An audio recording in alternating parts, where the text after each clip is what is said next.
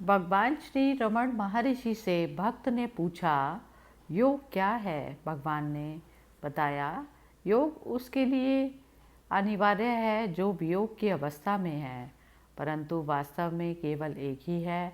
अगर आप आत्मा को जान लेते हैं तो कोई अंतर नहीं रहेगा। भक्त पूछता है, क्या गंगा स्नान करने से कोई पुण्य लाभ होता है? भगवान कहते हैं, गंगा आपके भीतर है, इसमें ही स्नान करो। यह आपको सर्दी के मौसम में कम कपाहट नहीं देगी। भक्त पूछता है, क्या हमें कभी कभी भगवत गीता पढ़नी चाहिए? इस पर भगवान कहते हैं, हमेशा पढ़नी चाहिए।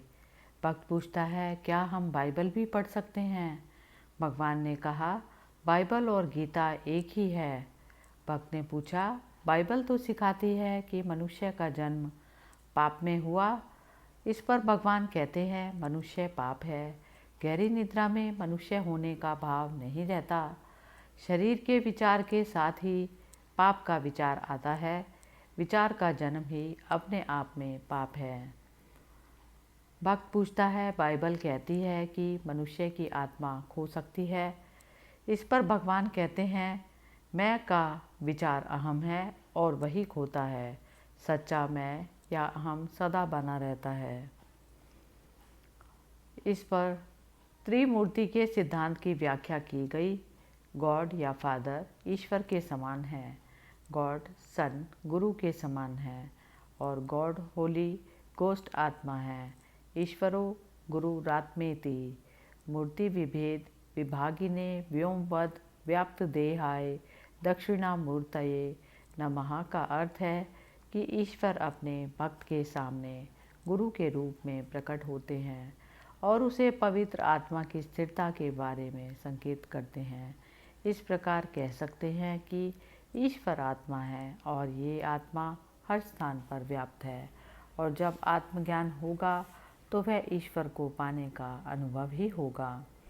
उन्होंने इस बात का विरोध किया कि मनुष्य को औपचारिक स्वर्गों से संतुष्टि नहीं होना चाहिए, फिर चाहे वे हिंदू हों या कोई अन्य, क्योंकि तब दृष्टा दर्शन और दृश्य बने रहेंगे और उस एक का ज्ञान नहीं होगा। भक्त पूछता है, प्रबुद्ध भारत के मार्च अंक में संत टेरेसा के आध्यात्मिक अनुभवों का संक्षिप्त वर्णन आया है। वे मैडोना की एक मूर्ति की उपासिका थी जो उनके लिए सजीव हो उठी और वे परमानंद में मग्न हो गई। क्या यह शक्तिपात के समान है? इस पर भगवान कहते हैं, सजीव मूर्ति इस बात का संकेत करती है कि यह उनके ध्यान के बल की गहराई है। मन की एकाग्रता की एक प्रक्रिया है जिसमें अपनी ही छाया पर ध्यान लगाया जाता है, जो कुछ समय बाद सजीव रूप लेकर प्रश्नों के उत्तर देने लगती है। यह ध्यान की गहराई का फल है। जो भी बाहरी है वह अस्थायी है, भले ही यह कुछ देर के लिए आनंददायक क्यों ना हो, परंतु इससे स्थायी शांति नहीं पाई जा सकती। उसे तो अज्ञान हटाने के बाद ही पाया जा सकता है। भक्त पूछता है, क्या हम प्रभु को साकार रूप में नहीं देख सकते? इस पर भगवान कहते हैं, जी, प्रभु मन में दिखाई देते हैं। साकार और ठोस रूप देखा जा सकता है, परंतु वह भक्त के मन में ही दिखेगा। प्रभु किस रूप या आकार में प्रकट होंगे, इसका निर्णय भक्त का मन करता है, परंतु इसे परम अनुभव नहीं कह सकते। इसमें द्वैत का भाव है। यह किसी सपने या विजन की तरह है। इसे देखने के बाद आत्मानुसंधान आरंभ होता है और जो आत्म साक्षात्कार की ओर ले जाता है। आत्म अनुसंधान ही अंतिम मार्ग है। कई बार वे बहुत ही उलझे हुए और रहस्यमयी आंसर देते, उनमें भी वही सार्वभौम सत्य छिपा रहता। उन उत्तरों से प्रश्नकर्ता के आक्रामक रूप की भी झलक आती थी। एक बार प्रश्नकर्ता ने पूछा, सभी धर्मों में क्या श्रेष्ठ है? भगवान की पद्धति क्या है? इस पर भगवान कहते हैं, सभी धर्म और पद्धतियाँ एक ही है। अब भक्त पूछता है, परंतु मोक्ष पाने के लिए अलग अलग तकनीक और तरीके सिखाए जाते हैं। इस पर भगवान कहते हैं, आप मोक्ष क्यों पाना चाहते हैं? आप जो हैं वही क्यों नहीं बने रहते? इस पर भक्त पूछता है, मैं दर्द से छुटकारा पाना चाहता हूँ, दर्द से मुक्त होना ही मुक्ति पाना है। इस पर भगवान कहते हैं सभी धर्म यही सिखाते हैं। अब भक्त पूछता है परंतु इसका उपाय क्या है। इस पर भगवान कहते हैं जिस राह से आए हो उसी से वापस जाओ। मैं प्रश्नकर्ता पूछता है मैं कहाँ से आया हूँ। भगवान कहते हैं आपको यही तो पता करना है। क्या ये सवाल नींद के दौरान आते हैं और तब भी आपका अस्तित्व होता है? क्या तब आप वही व्यक्ति नहीं थे? इस पर प्रश्नकर्ता पूछता है जी नींद में भी मेरा अस्तित्व होता है, मन का भी अस्तित्व होता है, परंतु इंद्रियों की शिथिलता के कारण मैं बोल नहीं सकता। इस पर भगवान कहते हैं क्या आप व्यक्ति हैं? क्या आप मन हैं? क्या आपकी नींद के दौरान मन आपसे बात कर रहा था? इस पर प्रश्नकर्ता कहता है नहीं, परंतु ज्ञानी जन कहते हैं कि व्यक्तिकता ईश्वर से अलग है। इस पर भगवान कहते हैं ईश्वर की चिंता छोड़ो, अपनी बात करो। प्रश्नकर्ता पूछता है अपने बारे में क्या बात करनी है, मैं कौन हूँ?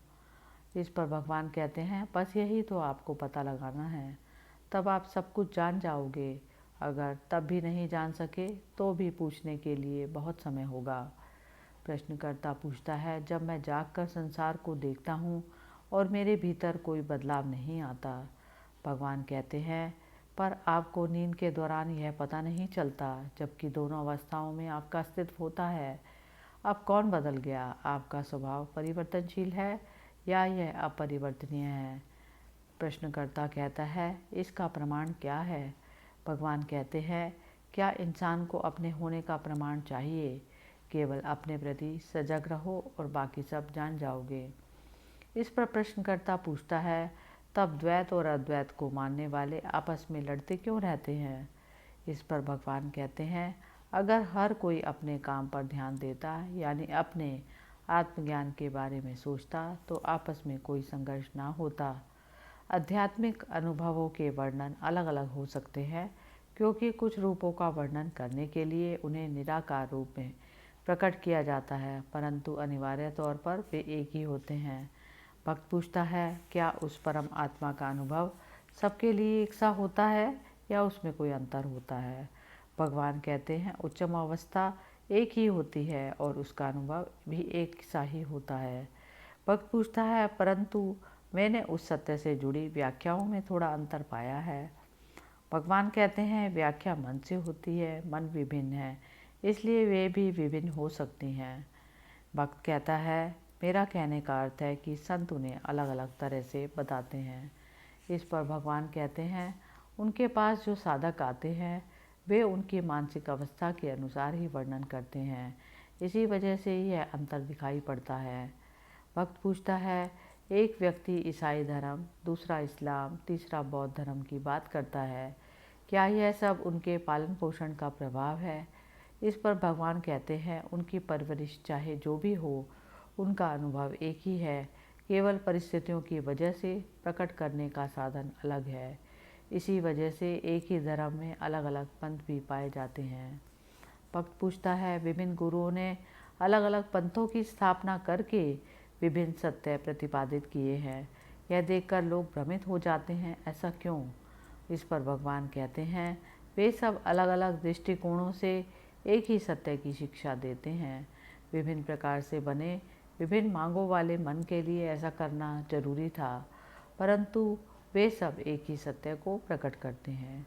भगवान ने कहा, भक्त ने पूछा वे अलग अलग पथों पर चलने को कहते हैं, हमें किसका पालन करना चाहिए?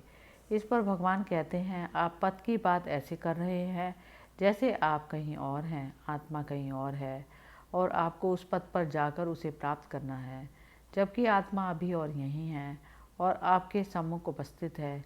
मानो रमण आश्रम में खड़े होकर ही आप लोगों से रमण आश्रम में जाने का मार्ग पूछ रहे हैं, फिर आप शिकायत करते हैं कि सभी अलग अलग रास्ते बता रहे हैं और आपको समझ नहीं आ रहा कि किस रास्ते जाना चाहिए।